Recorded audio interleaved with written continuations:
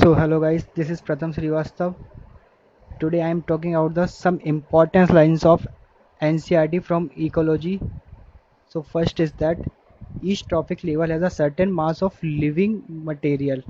Living material जब भी बोला जाए किसी मास का तो उसका आंसर स्टैंडिंग क्रॉप जाता है, क्योंकि स्टैंडिंग क्रॉप जो होती है वो मेजरमेंट होती है लिविंग मास का ऑफ ऑर्गेनिज्म, और इसको नंबर में भी मेजर किया जाता है। एनसीईआरटी लिखती है कि नंबर और मास लिविंग ऑर्गेनिज्म का, इसको बोलते हैं standing crop.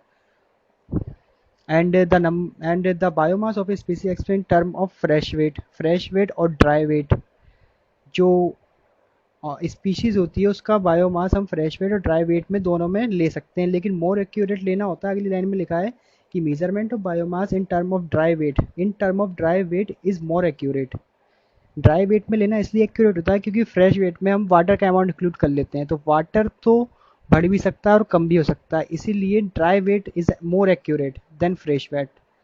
The number of trophic level in grazing food chain is restricted as the energy transfer follow 10% लो।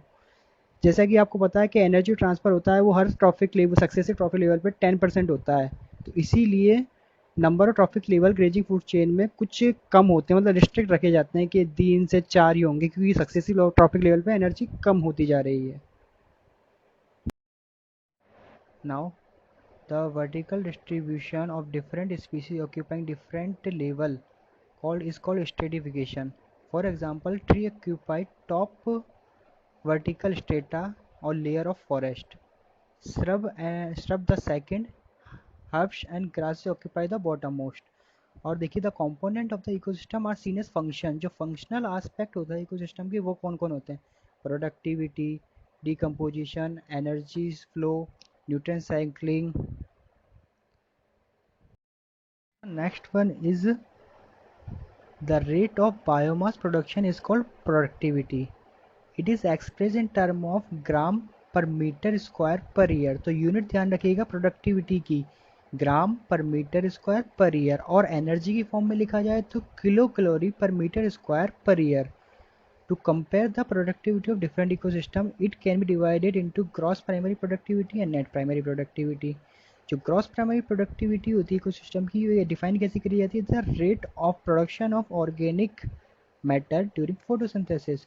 जो रेट होती है प्रोडक्शन ऑफ ऑर्गेनिक मैटर की फोटोसिंथेसिस के दौरान, उसे ग्रॉस प्राइमरी प्रोडक्टिविटी कहते हैं। और gross primary productivity minus respiratory loss is the net primary productivity. तो नेट प्राइमरी प्रोडक्टिविटी डिफाइन कैसे किया जाएगा?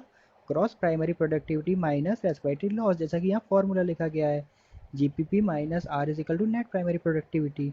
Net primary productivity is the available biomass for the consumption to heterotrophs. जो नेट प्राइमरी प्रोडक्टिविटी होती है, अब प्लांट्स में NPP GPP था, अब जीपीपी से प्लांट ने अपनी रेस्पिरेटरी लॉस किया, तो प्लांट के पास बचा एनपीपी जो कि नेक्स्ट ट्रॉपिक लेवल के लिए अवेलेबल होगा। तो यही लाइन लिखी है कि the net primary productivity is the available biomass for the consumption to heterotrophs, herbivores and decomposer. और सेकेंडरी प्रोडक्टिविटी को डिफाइन कैसे किया जाएगा? Rate of formation of new organic matter by consumer. तो ऐसे इसको डिफाइन किया जा सकता है। Now the annual net primary productivity of the whole biosphere is approximately 170 billion tons. जो annual net primary productivity होती है whole biosphere की, वो होती है 170 billion टन, जो कि dry weight not fresh weight. ध्यान रखिएगा यहाँ कभी कभार फ्रेश वेट लिखा आ जाता है, dry weight of organic matter. Despite occupying about 70% of the surface, the productivity of the ocean, जो ओशियन की प्रोडक्टिविटी होती है वो ओनली 55 बिलियन टन्स होती है। Rest of course on land. अब जो 170 में से 55 माइनस करेंगे तो जो बचेगा वो लैंड का होगा, इसलिए यहाँ लिखा गया है कि despite occupying about 70% of the land of the surface. जो सरफेस की रहती है वो 70% रहती है, और जो प्रोडक्टिविटी ओशन की रहती है वो 55 बिलियन टन्स रहती है। Now the next one is except the deep sea hydrothermal ecosystem, sun is the only source of energy for all ecosystem on earth। Solar radiation का लेस देन 50% होता है, और जो प्लांट्स होते हैं वो सिर्फ कैप्चर करते हैं only 2 to 10% of the power, 2 to 10% of the power, and this amount of energy sustain the entire living world। तो ध्यान रखिएगा जो प्लांट होते हैं वो 2 से 10% पार का कैप्चर करते हैं। अगर क्वेश्चन में पूछा जाए कि टोटल इंसिडेंट का कितना परसेंट कवर करते हैं, तो आंसर जाएगा 1 से 5% कवर करते हैं। और जैसा कि ये लिखा है, unidirectional flow of energy from the sun to producer and then to consumer. So now the next one is also also a given organism may occupy more than one trophic level simultaneously। एक organism एक time पे एक से ज़्यादा traffic level पे हो सकता है। One must remember that the trophic level जो होता है वो फंक्शनल लेवल रिप्रेजेंट करता है, ना कि स्पीसीज को, जैसे कि वो है। तो एक गिवन स्पीसीज में occupy more than one traffic level in the same ecosystem. तो हाँ यार, क्यों नहीं, एक एक स्पीशीज एक से ज़्यादा ट्रॉफिक लेवल ऑक्यूपाई कर सकती है। जैसे कि अगले एग्जांपल में इन्होंने दिया है कि एक स्पोरो है जो एक प्राइमरी कंज्यूमर की तरह बिहेव कर रही है जब वो सीड ईट करती है, फ्रूट्स पीस, और सेकेंडरी कंज्यूमर बनती है जब वो छोटे इंसेक्ट्स और वॉर्म को खाती है।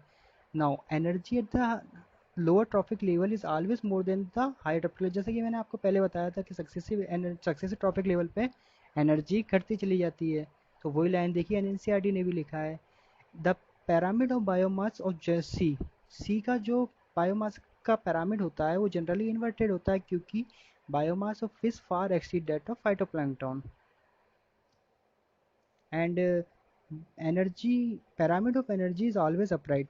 याद रखिएगा कि जो एनर्जी का पैरामिड होता है वो हमेशा अपराइट होता है, वो कभी भी इन्वर्टेड नहीं हो सकता, क्योंकि energy flow from a particular trophic level to the next trophic level, some energy lost होती है as a heat in each step, कुछ रेस्पिरेशन लॉस हो जाता है।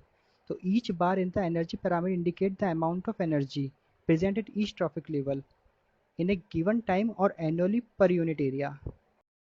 Now Now next is the detritus, the detritus food chain begin with the death organic matter। जो detritus food chain होती है वो death organic matter के साथ शुरू होती है and it is made up of decomposers।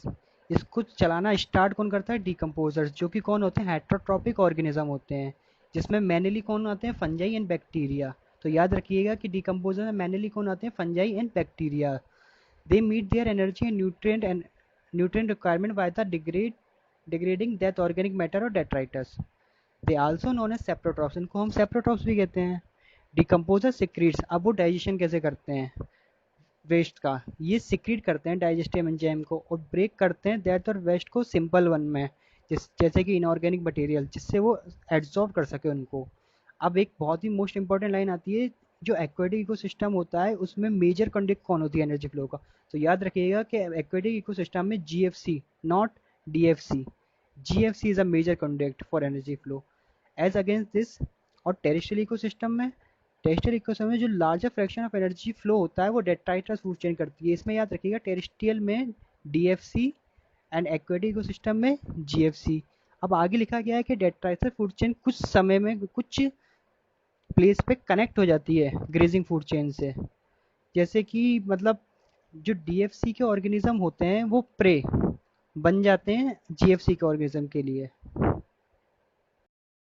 Now the next one is carbon cycle। Carbon constitute 49% of dry weight। ध्यान रखिएगा 49% of dry weight, not fresh weight of organism is next only to water, जो कि water के बाद आता है। If we look at the total quantity of global carbon, we find the 71% of carbon found in dissolved ocean। जो 71% carbon है total, वो seven ocean में डिजोल्व पाई जाती है। और ये दिस ओशन रिजर्वायर, जो ये ओशन रिजर्वायर है वो रेगुलेट करता है कार्बन डाइऑक्साइड को एटमॉस्फेयर में। फॉसिल फ्यूल भी रिजर्वायर कहला सकते हैं, जैसा कि एनसीईआरटी लिख रही है। अब देखिए, according to one estimate 4 × 10⁻13 kg of carbon fixed annually in the biosphere through photosynthesis। A considerable amount of carbon returned to the atmosphere as CO2 through respiratory pathway of the producer and consumer। The next one is Robert Constantia and his colleagues have very recently tried to put an average price tag on nature's life support। Researchers have put an average price tag of $33 trillion a year, एक year में 33 US dollar, on the fundamental ecosystem services, जो कि nearly twice था किसका? The value of global gross national product GNB which is nearly US dollar 18 trillion. Out of cost of various ecosystem services, the soil formation account for about 50%, अकेला soil formation में 50% तक वो cost थी। And the other contribute like services, recreation, nutrient cycling जो कि less than 10% था। Recreation, nutrient cycling less than 10%। Climatic regulation, habitat for wild life about 6%।